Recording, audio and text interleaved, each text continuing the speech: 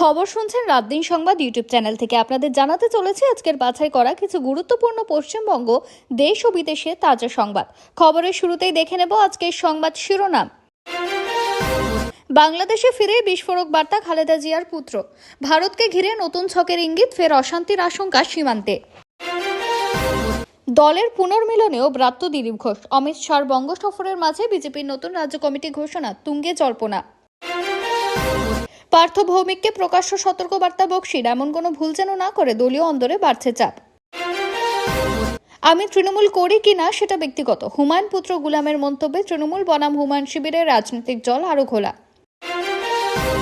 ভবিষ্যতে কোনো সভায় কথা বলবেন না, মঞ্চে প্রকাশ্যে শুভেন্দু অধিকারীকে শাসন রাজ্য বিজেপির অভিভাবক শ্রমিকের। বাংলাদেশি ভেবে নির্মম অত্যাচার, উড়িষ্যায় গণপিটুনিতে মৃত্যু মুর্শিদাবাদের পরিযায়ী জুয়েল রানার। বছরের শেষে রাজ্য সরকারি কর্মীদের জন্য দারুণ সুখবর, বড় ঘোষণা মুখ্যমন্ত্রীর, খুশির হাওয়া নবান্নে। বাঁচাও বাঁচাও চিৎকার, বাসের দরজা বন্ধ, মুহূর্তেই ঝলসে গেল একের পর এক, ভয়ঙ্কর বাস দুর্ঘটনায় আতঙ্ক। এসআইআর নথি যাচাইয়ে করা কমিশন, সময় বেঁধে দেওয়া হলো 5 দিনের ডেডলাইন ঘোষণা। নতুন বছরেই বড় উপহার, প্রাথমিকে 13,000 শিক্ষক নিয়োগ, মেগা আপডেটের আশার আলো। অসমে নামল সেনা, পশ্চিম কার্বি আংলংয়ে এখনো সংঘর্ষ নিয়ন্ত্রণে রাজ্যের সাহায্য প্রার্থনা। প্রেম ঘটিত ঝামেলায় রক্তাক্ত বড়দিন, মাথা ভাঙায় বাবা ছেলে খুন, হাসপাতালে আরো 6 জন। বাংলার পথেই এবার দিল্লি, 5 টাকায় ভরপেট খাবার, বিজেপি সরকারের নতুন মডেল। পুকুরে জাল ফেলতেই উঠে এলো মা মেয়ের দেহ, দুবরাজপুরে চাঞ্চল্য, এলাকা ঘিরে পুলিশ। বাংলা বলার জন্য নয়, বিড়ি নিয়ে বচসা, উড়িষ্যায় মুর্শিদাবাদের শ্রমিককে পিটিয়ে খুন, ধৃত 6। বড়দিনের সকাল বদলে গেল বিষাদে, দীঘা যাওয়ার পথে ভয়ঙ্কর দুর্ঘটনা, রক্তাক্ত নয়। তৃণমূলের শেষ সময় এসে গিয়েছে, সুকান্তর হুঁশিয়ারিতে তোলপাড় বঙ্গ রাজনীতি, 26-এর আগে বড় ভাঙনের ইঙ্গিত। জয় বাংলা বললেই পেটানোর নিদান, অর্জুনের মন্তব্যে ঝড়, পাল্টা হুঁশিয়ারি তৃণমূল সাংসদের। বড়দিনের সন্ধ্যায় গার্ডেন রিচে বিধ্বংসী আগুন, পুড়ে ছাই ঝুপড়ি, আশ্রয়হীন 50 পরিবার। ভয়ঙ্কর বিমান দুর্ঘটনা, তুরস্কে ভেঙে পড়ল বিমান, সেনাপ্রধান সহ একাধিক কর্মকর্তার মৃত্যু। বাংলাদেশে ফের পিটিয়ে খুনের অভিযোগ, আরও এক যুবকের মৃত্যু, গ্রেপ্তার 1। বাসন্তীতে ভয়াবহ বোমা বিস্ফোরণ, আশঙ্কাজনক অবস্থায় এসএসকেএম-এ 4র্থ শ্রেণীর ছাত্র। বাংলাদেশে হিন্দু নিপীড়নের মাঝে চিকেন স্নেক নিয়ে বিস্ফোরক মন্তব্য, বিজেপি সাংসদদের বক্তব্যে নতুন করে উত্তেজনা।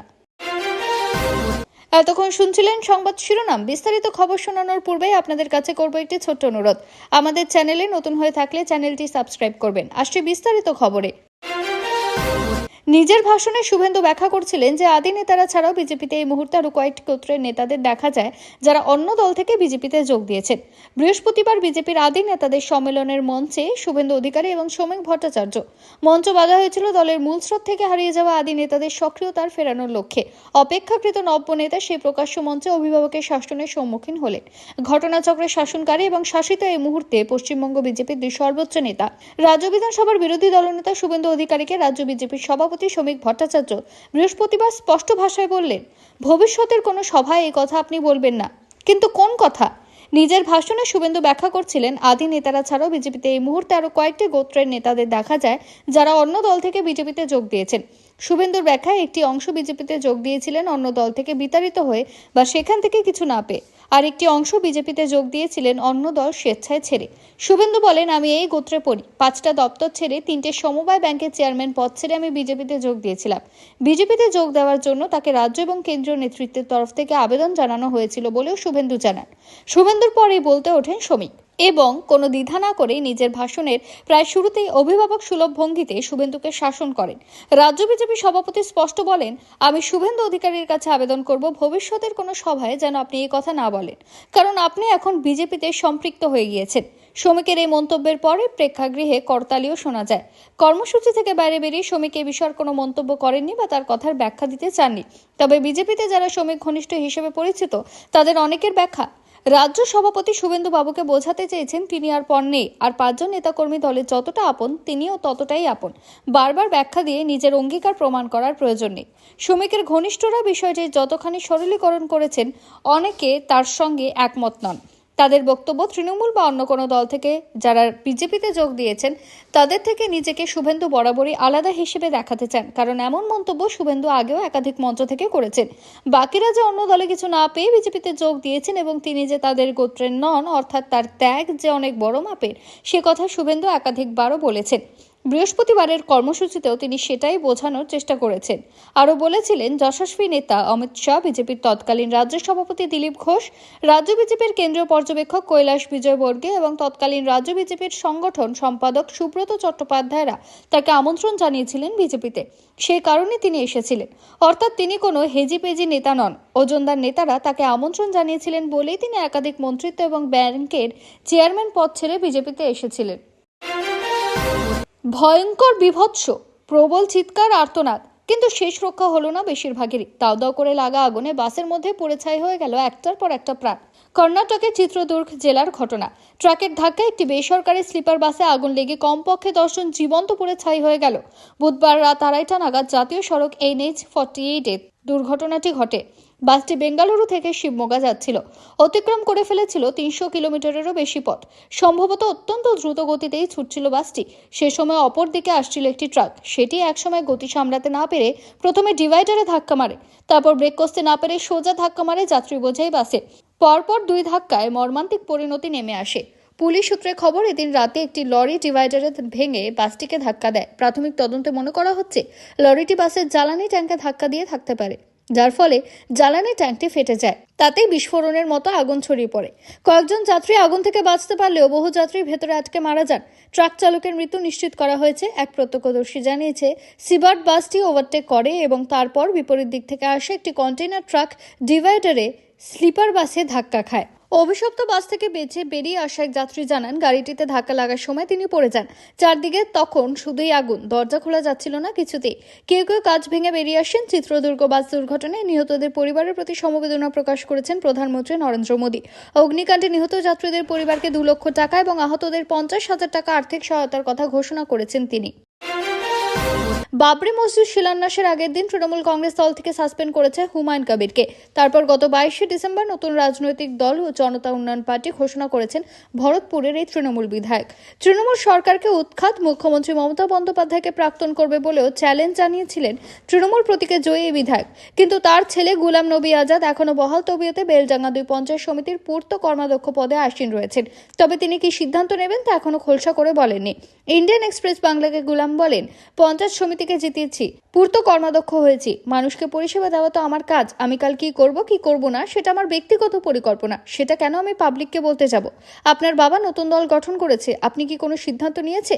এই প্রশ্নে গুলামের উত্তর, আমার এই নিয়ে কোনো মন্তব্য নেই। দল পরিবর্তনের কোনো সম্ভাবনা আছে তাও এখন বলতে পারবো না। আমি বেলডাঙ্গা 2 পঞ্চায়েত সমিতির পূর্ত কর্মাধ্যক্ষ।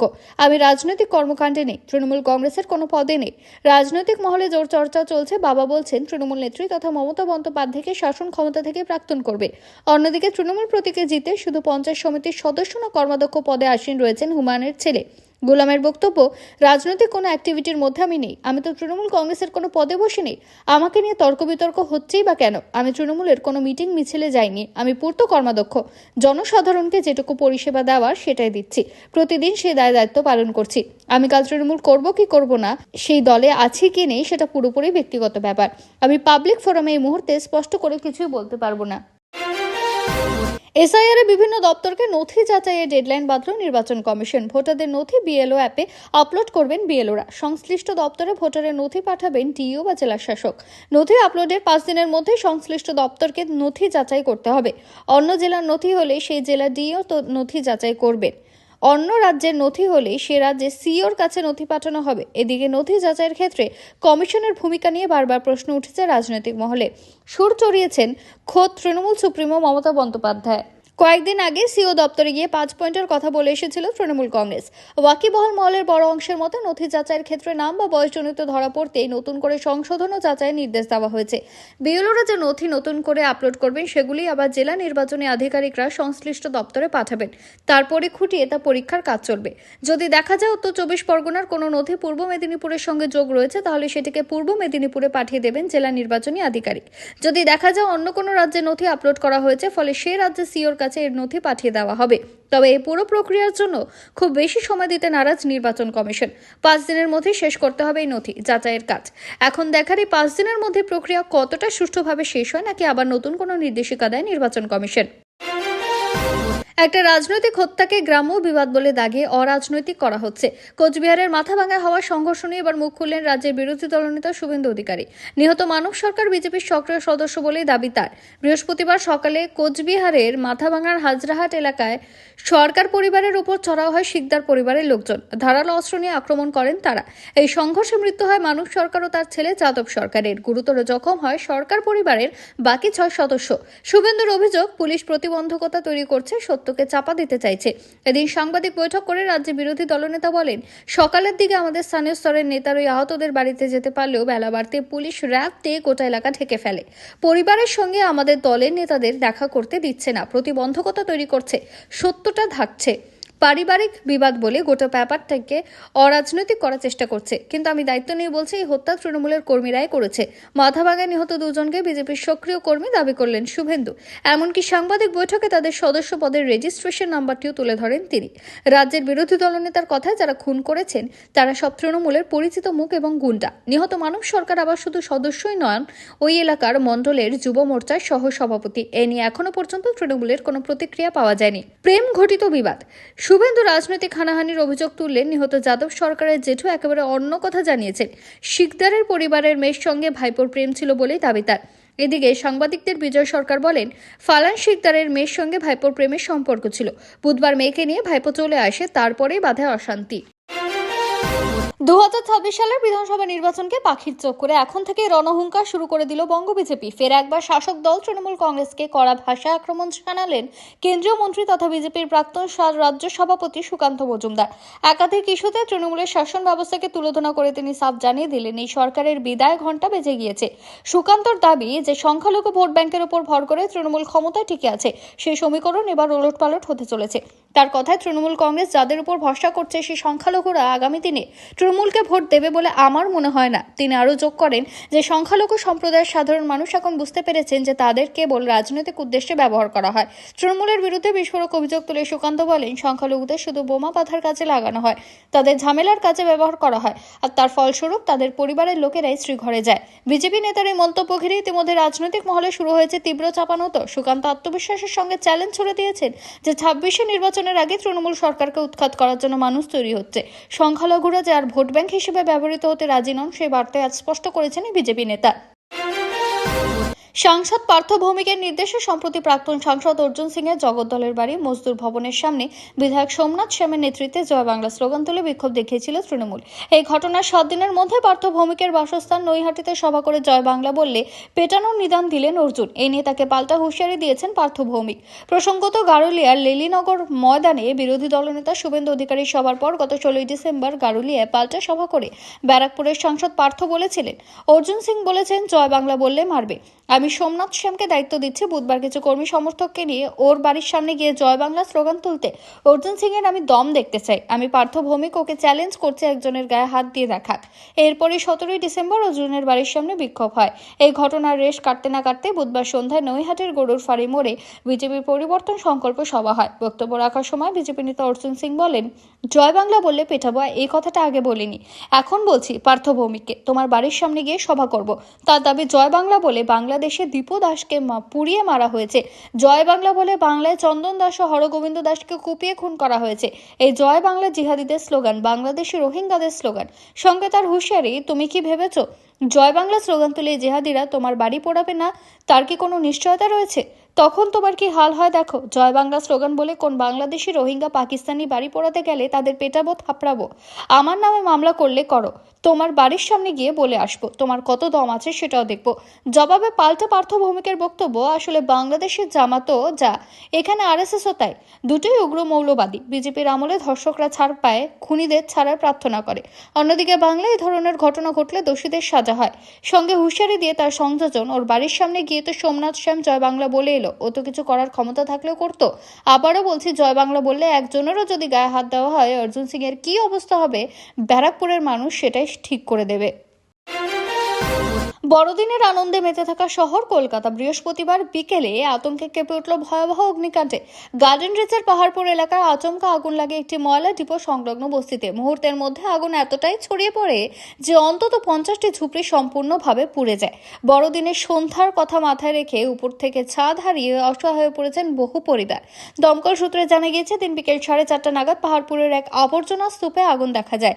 এলাকাটি ঘিঞ্জি হওয়ায় মুহূর্তের মধ্যে আগুন ছড়িয়ে পড়ে। প্রথমে দমকলের 5টি ইঞ্জিন ঘটনাস্থলে পৌঁছায়, পরে আগুনের ভয়াবহতা দেখে আরও ইঞ্জিন পাঠানো হয়। মোট 6 থেকে 7টি ইঞ্জিন আগুন নিয়ন্ত্রণে আনতে কাজে হয়। অগ্নিকাণ্ডে আশেপাশের এলাকা আতঙ্ক ছড়িয়ে পড়ে। স্থানীয়রা জানান, হঠাৎ কালো ধোঁয়া দেখে ঘর ছেড়ে পালাতে শুরু করেন সকলে। অনেকে ঘর থেকে কিছুই উদ্ধার করতে পারেনি। নিমেষে বাড়ি ঘর, জামা কাপড়, দরকারি নথিপত্র সবকিছু পুড়ে ছাই হয়ে যায়। দমকল কর্মীদের অভিযোগ, এলাকার রাস্তা অত্যন্ত সরু হওয়ায় ইঞ্জিন কাছাকাছি নিয়ে যাওয়া সম্ভব হয়নি।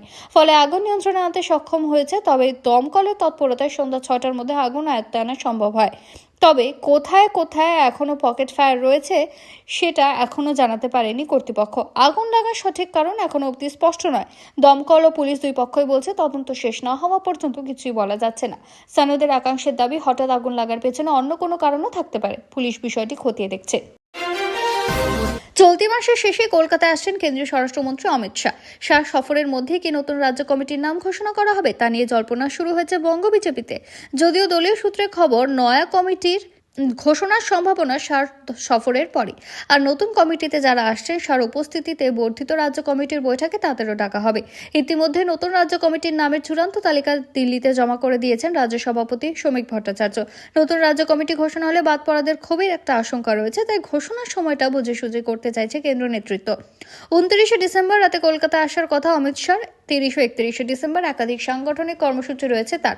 আবার অমিত শাহ সফরকে ঘিরে এক অভিনব পরিকল্পনা নিয়েছে বঙ্গ বিজেপির যুব মোর্চা। অমিত শাহর কনভয়ের সামনে ও পেছনে বাইক মিছিল যাবে। 4 থেকে 5,000 বাইক থাকবে কেন্দ্রীয় স্বরাষ্ট্রমন্ত্রীর কনভয়ের সঙ্গে। অমিত শাহকে নিয়ে জনসংযোগ ও প্রচারের এক নয়া কৌশল বিজেপির। কলকাতা, 24 পরগনা, হাওড়া সহ একাধিক সাংগঠনিক জেলাকে মিছিল সংগঠিত করার দায়িত্ব দেওয়া হয়েছে। 29 তারিখ রাতে কলকাতা বিমানবন্দরে শাহ নামার পর সেখান থেকে নিউ টাউন পৌঁছানো এবং পরদিন তিনি সল্ট লেক বিজেপি দপ্তর ছাড়াও যেখানে যেখানে দলীয় কর্মসূচিতে যাবেন সেখানে তার কনভয়ের সঙ্গে এই বাইক মিছিল যাবে। এদিকে শাহ আসার আগে আজ বঙ্গ বিজেপির আদি নেতাদের পুনর্মিলন উৎসব হতে চলেছে ন্যাশনাল লাইব্রেরির অডিটোরিয়ামে। আজ 25শে ডিসেম্বর প্রাক্তন প্রধানমন্ত্রী প্রয়াত অটল বিহারী বাজপেয়ীর জন্মদিনে দলের বসে যাওয়া বাদ যাওয়া পুরনো নেতাদের সভা হতে চলেছে এই পুনর্মিলন উৎসবে, যেখানে কেন্দ্রীয় নেতা সুনীল বানসাল, রাজ্য সভাপতি শ্রমিক ভট্টাচার্য থাকবে। বিরোধী দলনেতা শুভেন্দু অধিকারীকে আমন্ত্রণ করা হয়েছে। মূলত বানসাল ও শ্রমিকের নির্দেশে দলের পুরনো নেতাদের 26-এর ভোটের আগে পুরনোদের সক্রিয় গড়ে তোলার লক্ষ্যে তাদের একত্র করার কাজ শুরু হচ্ছে রাজ্য স্তরে। আজকের এই সভার মধ্য দিয়ে প্রথমে মধ্যাহ্ন ভোজন ও তারপর শুরু হবে সভা।